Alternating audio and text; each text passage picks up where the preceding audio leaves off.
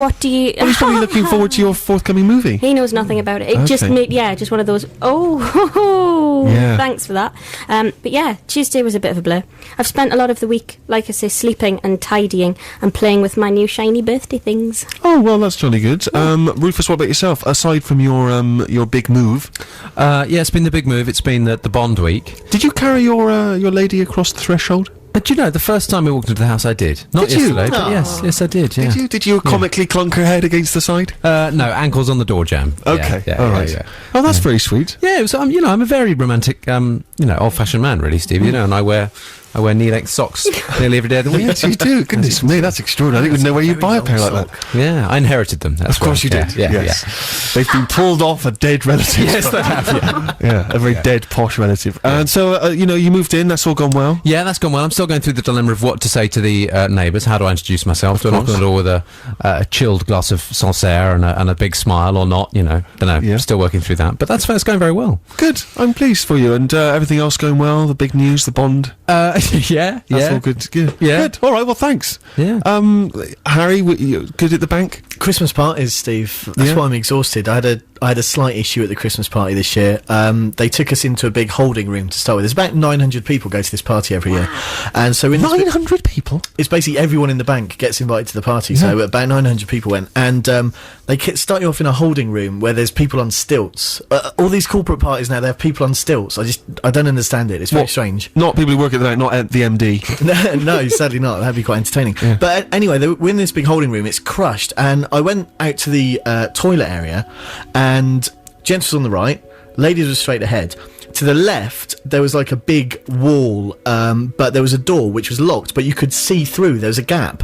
So I went to the toilet, came back out. I thought, well, I'm going to have a look through that gap, see what's through there, because that's obviously where we're going through to later. So I'm peering through. I'm up against this wall with my hands against the wall, peeking through, going, oh wow, it looks fantastic in there. Yeah. And of course, these girls come into the toilet holding area behind me and go, oh my god, he's looking into the ladies' toilet. and Brilliant. Everyone turned and The people stared on at me. stilts, Everyone furious. turned, and I'm there going, I'm not. It's through that, but. It was almost like it didn't matter that I wasn't. Yeah. That was it. I was tarred with this brush, and so I was just quite sheepish for the rest of the night. Well, now you've got that reputation. Why not just peer into the ladies' toilets? Well, I might take advantage. Why not? It sounds like you saw something magical through there that you can't tell us about. You're exactly the sort of kid who, in Charlie and the Chocolate Factory, would have, he'd come too early, too excited too early. Yeah. You know what I mean? And he'd have ended up being destroyed in one of those evil ways by Willy Wonka. Absolutely. All right, you know what you've learned from that. Yeah. Bide your time. All right. Okay. It's what your girlfriend's been saying. It's what I've been saying. Yes. All right. Rufus, it's your musical choice. Steve, Devendra Banhart is a name we're familiar with. Yes. We played him on the show before. I'm thrilled to announce that he's a man who's messed around with the name of his band quite a lot, with hilarious consequences. A quick look on Wikipedia tells me that his band changes its name whenever they feel like it, and recent names have been the Hairy Fairy Band, Fried Hummingbird, Stoner Boner, Nice. Bummer Hummer, and Spiritual Boners, but you don't pronounce the Z, it's pronounced Spiritual Boner. They've also called themselves at one stage Sorry We're Not Pancakes, to be followed closely by Sorry We're Pancakes. Right, yeah. Which is good.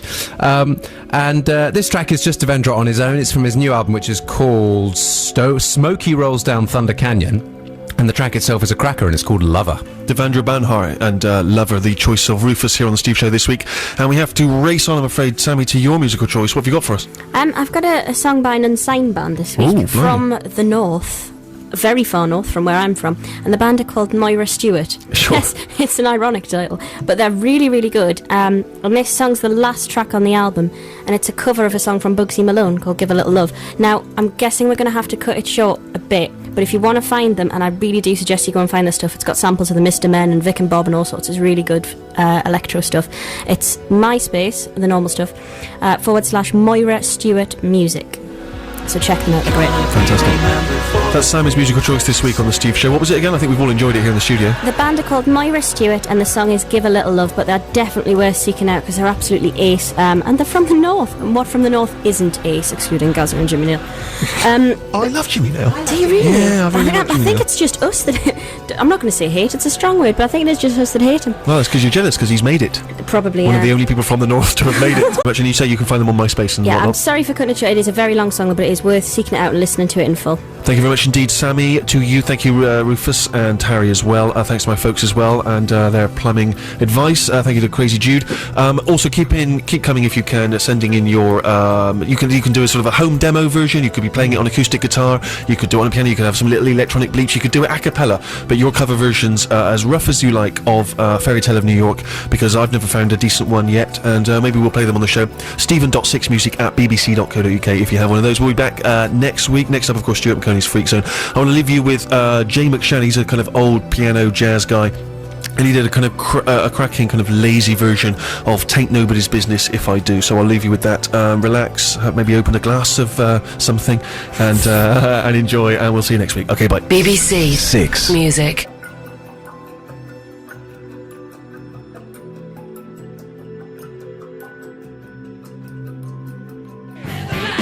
Well, here we are, the Steve Show, penultimate show before the Christmas spectacular. Everyone's looking forward to that, I imagine.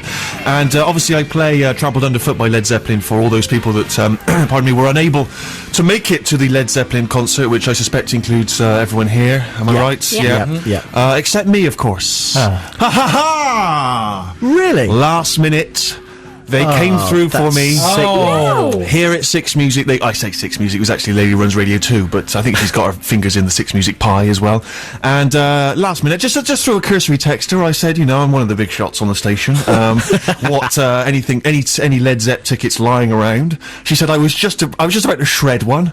I thought, no problem, Steve, sure. I suspect Parky didn't want to go, or Wogan or someone. And so yeah, I had to go down there myself. Didn't no plus ones, nothing like that. No fancy VIP areas, straight in the regular seats like the regular people. I don't mind slumming it at an exclusive gig like that. And I was thinking actually as I was parking, I'm very eco, as you know. I would normally take the tube, but circumstances meant I had to drive. And it's pricey down there at the O2, isn't it? Oh, I was furious. Yes, I had the free ticket, but £20 to park, absolute disgrace. And I thought to myself about that guy who I think spent £83,000 or something on 2 tickets for Zepp. I just imagine him. He's mortgaged the house. His wife's working 3 jobs. His kids are out of school. He gets down there. He can't afford to park for £20. He's got to sit in the car park and just listen to the greatest hits. And so we get in there, and it was quite strange because for such a huge, high-profile concert, you'd have expected a slightly better lineup of support acts. And we had, is it Paul Rogers? I forget, the guy who used to sing with Free and now sings with Queen. Yeah. And he did a decent version of All Right Now. Obviously, that was great. And then someone came on. They said, "Ladies and gentlemen, please welcome to the stage, Foreigner." Really? And Foreigner came on, looking brilliant. like they have not changed their outfits or haircuts since 1985. Extraordinary. And they came on, and they said, "You'll know this one." And they obviously sang, "You Want to Know What Love Is? I Want to Know What Love Is." And the problem was that by the time they brought on the kids' choir to join them on this, and were shouting, "You know it! Sing along!" And sort of no one was singing along, because they were sort of there to see Zepp, and the auditorium was still filling up, and the lights were on. When it's too bright at somewhere like that, and the support act's really trying to get moody, and a few Foreigner fans who'd obviously come specifically for Foreigner, they'd entered the lottery to get the tickets, specifically for Foreigner tickets. And I want to know what love is. Sing it! Of course, no one really was singing it, which was just sort of agonising. But, then there's obviously a hush descends, and then the Zepp came on. Oh! It was an almighty concert, as obviously everyone knows by now. And despite the fact that they all look incredibly old, and particularly Robert Plant, who, I think he's only in his 50s, but looks sort of 90, but still moves around the stage, still got the incredible voice. And Page, he looks a little bit now like Ken Livingstone, with a sort of old lady's wig on. I was Strangely. going to say Ken Dodd. He does look a bit like It's Ken a bit like Dodd. that sort of Livingstone / Dodd. And obviously, you know, the point at which he's playing the guitar with the violin bow, you're sort of thinking, I could probably nip off now for a cup of tea. But, you know, as it is, obviously, you know, it's an extraordinary event to be at. And what was interesting was that some of the other fans there was one guy next to me who came from America who was so overwhelmed with excitement that he couldn't express it in words. There was like a lot of fans like that who just, that all he could do was just make a kind of guttural noise of sort of every so often, kind of just, he couldn't express the excitement he was feeling, and he would just when they would start playing, you know, Kashmir or something, and then there would be kind of guys with sort of bleached hair kind of drumming a lot, doing the full drum air drumming, but I mean sort of impeccable air drumming. They knew every move, and it was kind of exciting, obviously, to be there. It was kind of kinetic, and so fingers crossed that they don't tour, so that I can hold this. I can hold this over people for years to come. Of course, Steve. It was. I'm pretty sure I'm right in saying it was a charity do, wasn't it? So you've made probably a sizable contribution to the charity concerned. Well, it's time for new music on Six Music, and here's a tune from Noah and the Whale. 2 Bodies, 1 Heart. Turn his microphone on. Place your hand. Noah and the Whale on the Steve Show, BBC Six Music, 2 Bodies, 1 Heart, released on the 24th of December to download, and then you can get it in the new year if you want the hard copy. Slightly ruined here in the studio by Rufus, who likened the singer to Ernie from Sesame Street. Thank you. Great. Singing in the bath with a loofah and a scrubbing brush. It did sound a bit like that. Now the song's gone, no one's going to know, but, you know. Yeah. How does Ernie? Ernie sings like that when he's singing sadly. We've just got to add that to the Rufus repertoire. There are so few voices now that you cannot do. It's quite extraordinary. We welcome Super Posh Rufus here, of course, back to the Steve Show. We've got Tiny, just a full house actually. We've got Tiny Little Dan as well. Hello. See, that almost makes you sound like Ernie. Just because you're so small and tiny, and your little voice, you actually remind me of Robin, the little Kermit's nephew. Yeah. Thanks. There you are, halfway up the stair, because you're so exhausted you couldn't reach the top. We've got banker Harry as well. Yeah, right. How's it going? Yeah, not bad, not bad.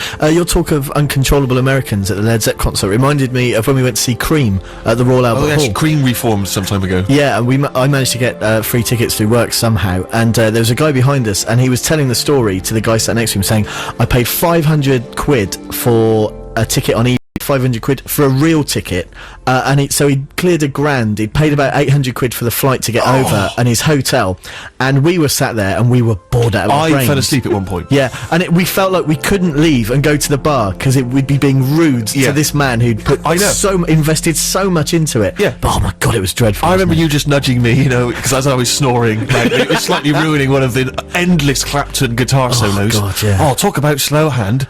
Pick it up, man.